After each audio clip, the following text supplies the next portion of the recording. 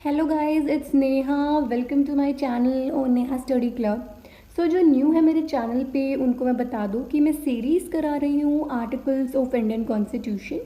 सो इससे पहले ना मैंने 2 वीडियो और पोस्ट कर दिए हैं, जिसमें पार्ट फर्स्ट में तो है union and it's territory and part second में है हमारे सिटीजनशिप। तो ये कंटिन्यूएशन में ही है। इस वीडियो में मैं आपको पार्ट 3 फंडामेंटल राइट्स के बारे में पढ़ाने वाली हूँ। मैंने फंडामेंटल राइट्स को ना एक सेपरेट वीडियो में बहुत अच्छी तरह से पढ़ा रखा है कि फंडामेंटल राइट्स क्या होते हैं, 6 फंडामेंटल राइट्स होते हैं, उनके डिफरेंट मीनिंग्स, हमने इसको कहाँ से बोरो किया है एक्सेट्रा। एंड उस वीडियो का लिंक आपको आई बटन पे भी मिल रहा होगा। So let's get started.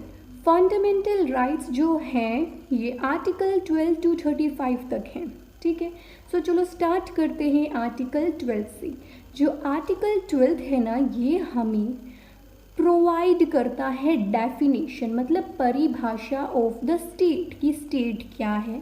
And साथ में ये हमें फंडामेंटल राइट्स भी बताता है कि फंडामेंटल राइट्स क्या होते हैं, कितने हैं, एंड इतने इम्पोर्टेंट हैं कि कोई भी या तो गवर्नमेंट या पब्लिक ही, मतलब इंडिविजुअल्स, किसी के भी फंडामेंटल राइट्स नहीं ले सकते।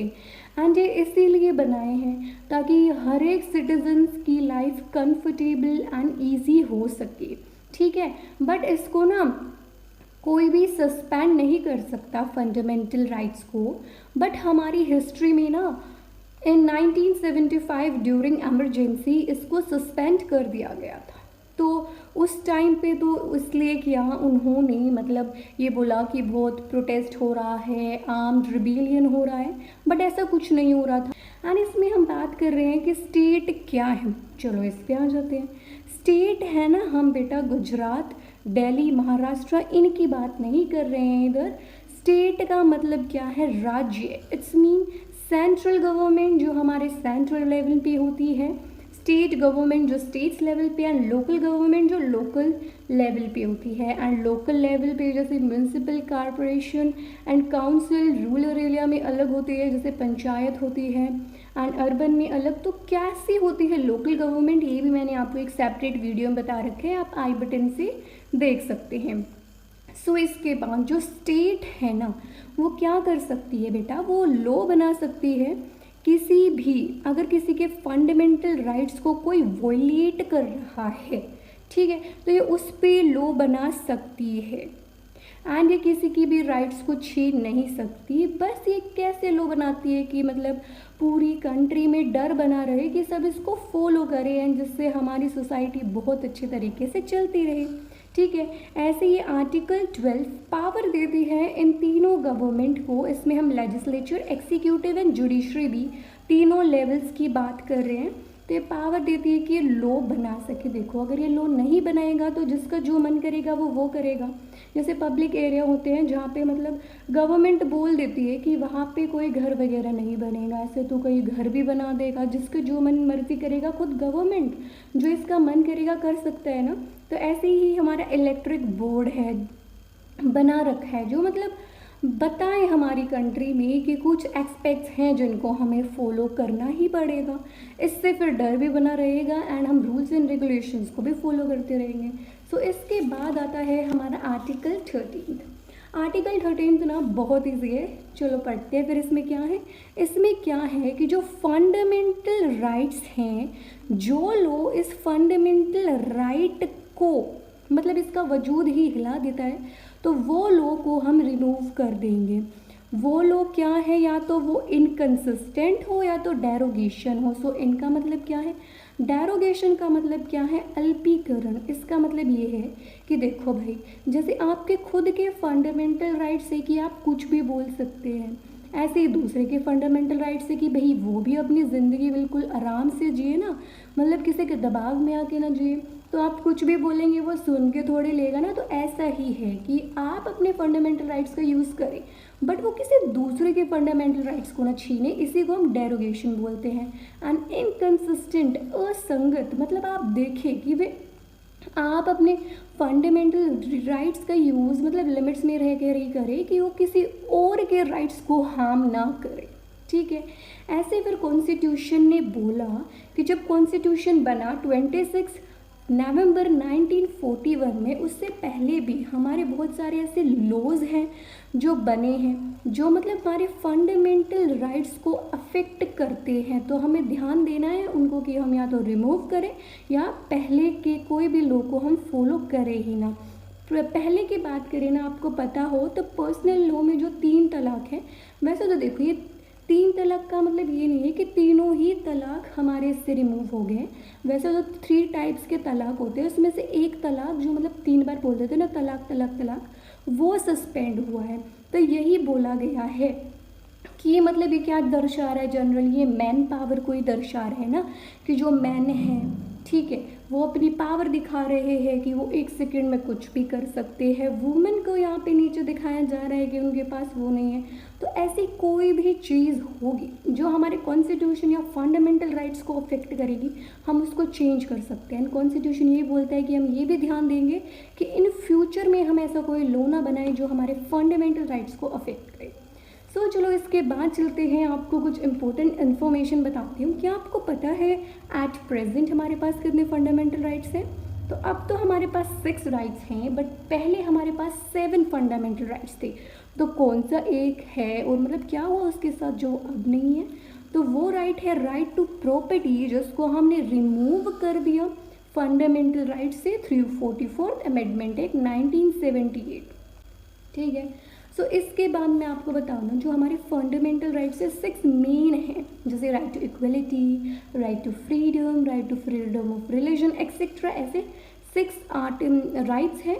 तो हम line by line series wise चलो उनको भी कर लेते हैं। तो राइट टू इक्वलिटी में क्या आते हैं? आर्टिकल 14 से लेके 18 तक आते हैं।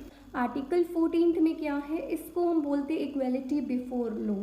इसका मतलब ये है कि सब कानून के आगे इक्वल हैं, चाहे वो प्रेसिडेंट हो, चाहे वो लो कास्ट का हो, कोई भी हो। अगर इन दोनों में से कोई भी क्राइम करेगा वो इक्वली पनिशेबल होगा। मतलब अगर कुछ क्राइम ये करता है और वही सेम क्राइम ये भी करता है तो दोनों को इक्वल पनिशमेंट मिलेगी, इनकी इक्वल ट्रीटमेंट होगी। And equality before the law, ये जो मतलब वर्ड्स हैं, हम बोले कि ये किसका आइडिया या क्या था, तो वो था ये वर्ड्स E.V. डाइसी ने बोले थे। एंड ये हम यूनाइटेड किंगडम मतलब ब्रिटेन में भी इसको फॉलो करते हैं, उधर से ही हमने ये इसको लिया है। एंड 20% हम इक्वलिटी बिफोर द लॉ को इंडिया में फॉलो करते हैं। इसके बाद कानून का समान संरक्षण मतलब इक्वल प्रोटेक्शन ऑफ लॉ। इसमें क्या होता है, इसको मैं आपको एक एग्जांपल के थ्रू समझाती हूँ। कोई 5 साल का बच्चा है, कोई क्राइम करता है, वही क्राइम कोई 20 साल का बच्चा करता है, तो उसकी मतलब जो सज़ा है वो इक्वल तो नहीं होगी ना। तो थोड़ी इसमें क्लासिफिकेशन भी कर देते हैं डिफ्रेंसिएशन को देखते हुए। ऐसे ही इसको हम 80% फॉलो करते हैं एंड ये यूएसए में भी है। तो आपको एक इंटरेस्टिंग फैक्ट के बारे में बताऊं कि अगर आपको पता है प्रेसिडेंट कोई भी क्राइम करे तो हर एक मतलब चीज़ उसके हाथी में ना हो, तभी सिग्नेचर करके हर एक चीज़ को अपने फेवर में ले आएगा। तो 3 आर्टिकल 71 कोई भी उसने क्राइम किया है वो जब ये सिग्नेचर कर देगा। ऐसे ही गवर्नर ने किया तो 162 आर्टिकल से वो कर देगा। तो भाई से है, इस पर बहुत डिबेट हुई। तो इसके बाद ये बोले गए कि एक पद पे है ना, तो इसलिए ये उस चीज़ का यूज़ भी करेंगे। तो तब ये इस पद से उतर जाएंगे, इनका टाइम पीरियड पूरा हो जाएगा, तो उसके बाद सुप्रीम कोर्ट इन पे एक्शंस ले सकता है। इसके बाद आर्टिकल 15 में क्या है? प्रोहिबिशन, जिसका मतलब होता है रोक लगाना। किस चीज़ के ऊपर? जो भेदभाव डिस्क्रिमिनेशन होता है 5 ग्राउंड्स पे। रिलीजन, जिसको हम धर्म बोलते हैं, कास्ट जाति, रेस, हम जनरली जिस वंश से हैं, हम जो हमारा खानदान है मतलब उसको बोलते हैं। एंड सेक्स, उसको हम जनरली लिंग मतलब जो मेल फीमेल होते हैं उसको बोलते हैं। एंड प्लेस ऑफ बर्थ, जहाँ पे हमारा मतलब बर्थ हुआ है उस प्लेस का भी मतलब लोग डिस्क्रिमिनेशन करते हैं, जैसे मैं वहाँ से हूँ, तुम छोटे गांव से हो वगैरह ऐसे करके। तो इसमें क्या बोल रखा है कि नहीं, गवर्नमेंट एंड पब्लिक मतलब इंडिविजुअल्स भी डिस्क्रिमिनेशन नहीं कर सकते इन बेसिस पे, पर है ना पॉजिटिव डिस्क्रिमिनेशन हो सकता है। जैसे जैसे जो वुमेन्स हैं जैसे हैवी इंडस्ट्रीज़ में एंड जो आर्मी होती है बिल्कुल बॉर्डर साइड वे उधर नहीं कर सकती, क्योंकि इसमें है प्लस पॉइंट की जो मेल है थोड़े फिजिकल ज़्यादा वो होते हैं। तो इधर हम जाके सुप्रीम कोर्ट में थोड़ी बोल सकते हैं कि भाई यहाँ पे तो थ्रू आर्टिकल 15 हम केस डालते हैं, हमें इधर काम नहीं करने दिया जा रहा है, ठीक है। एंड ऐसे जो रिजर्वेशंस होती है ना, इसमें ये भी बोला गया है कि जो रिजर्वेशन है फिर ये भी तो डिस्क्रिमिनेशन हुआ कि हम एक को दे रहे हैं दूसरे को नहीं दे रहे, ये भी पॉजिटिव डिस्क्रिमिनेशन हुआ। देखो कैसे, जैसे किसी को रिजर्वेशन मिल रही है उसको तो अच्छा है भाई, उसके दिमाग में है कि हाँ भाई अच्छा है रिजर्वेशन मिल रही है, जिसको नहीं मिल रही है उसके दिमाग में ये है कि हाँ भाई ये गलत है गलत है, सब इसके ऊपर प्रोटेस्ट भी करते हैं। तो फिर देखो रिजर्वेशन वैसे तो अच्छी है, ये क्या करती है, जैसे कोई ऊपर है किसी को रोक नहीं रही है, ये कोई मतलब उसकी ग्रोथ होती रही, किसी को रोक नहीं रही। बट जो बिल्कुल नीचे हैं जैसे SC STs उनको भी मतलब ऊपर लाई, जिनसे बैलेंस हो सके, एक अच्छी सोसाइटी बन सके। इसके बाद आर्टिकल 16, इसमें क्या है, इक्वलिटी ऑफ अपॉर्चुनिटी के, मतलब हम अपॉर्चुनिटीज़ देंगे सबको इक्वल अमाउंट में इन मैटर्स ऑफ पब्लिक एम्प्लॉयमेंट, जिसको हम सरकारी नौकरी बोलते हैं। तो इसमें फिर से आ गया कि आपने देखा होगा कि रिजर्वेशंस मिलती हैं भाई, जैसे जो OBC है या जनरल है उनकी सीट भी कम होती है, उनके मतलब हाई मार्क्स पे स्कोर पे उनकी लिस्ट भी लगती है। ऐसी बात करें SC and STs की, उनकी कम पे लगती है। तो जब तक ये कास्ट है तब तक रिजर्वेशन मिलती रहेगी। आप इस कास्ट को ही ख़त्म कर देंगे तो रिजर्वेशन तो होनी ही नहीं है। एंड कभी भी रिलीजन के ऊपर रिजर्वेशन नहीं होती है, हमेशा caste, gender and place of birth के ऊपर होती है। तो एक पॉजिटिव डिस्क्रिमिनेशन है। इसके बाद आर्टिकल 17, आर्टिकल 17 क्या बोलता है, एबोलिशन ऑफ अनटचेबिलिटी। अनटचेबिलिटी हम छुआछूत बोलते हैं कि मतलब किसी को टच, पहले क्या होता था जो मतलब दलित वगैरह हैं उनको टच नहीं करने देते थे, कुएं से पानी नहीं निकालने देते थे।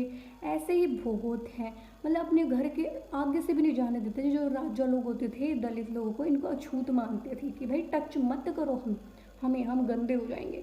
मतलब एक बिल्कुल मेन मैं एग्जाम्पल का दूँ अछूत का, तो वो आप कोविड में भी देख रहे होंगे, सबको दूर कर रहे थे, हमसे दूर रहो दूर रहो। हमारी सुप्रीम कोर्ट ने भी बोला है जैसे फीवर है या कोई भी ट्रांसफरेबल डिजीजेज है, अगर किसी को वे है तो मतलब उसको बोल सकते हैं कि भाई टच मत करो। बट अगर आप कास्ट या रिलीजन के बेस्ड पे ऐसा करेंगे तो ये एक अपराध माना जाएगा, आपको सजा भी हो सकती है।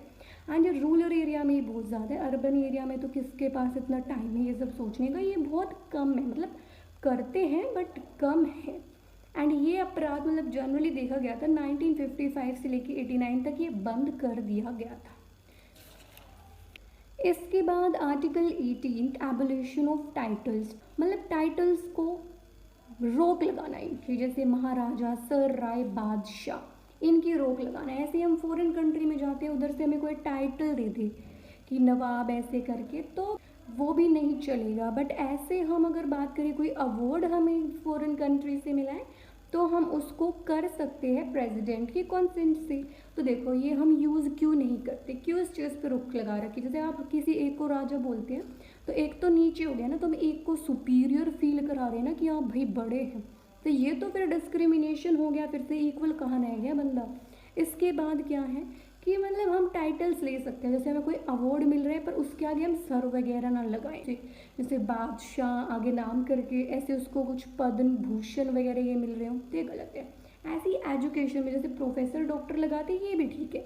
ऐसे जो रैंक होती है पुलिस में, जैसे कोई हवलदार होता है फिर उससे बड़ा होता है उससे बड़ा होता है, तो ये रैंक मिली है उनकी मेहनत की वजह से, तो ये थोड़ी हुई ना, तो ये इसमें काउंट नहीं होंगे, सिर्फ ये होती है इनको रोक लगा दी गई है इन टाइटल्स की। तो चलो रिकैप करें, हमने जो अभी तक पढ़ा है पार्ट 3 में फंडामेंटल राइट्स। तो देखो 12th एंड 13th में क्या है, 12th में तो ये बताया गया स्टेट क्या है, फंडामेंटल राइट्स क्या है, स्टेट क्या कर सकती है। आर्टिकल 13th में हमने ये बताया कि हम ऐसा कोई भी कानून नहीं बनाएंगे जो फंडामेंटल राइट्स को अफेक्ट करता हो, ठीक है।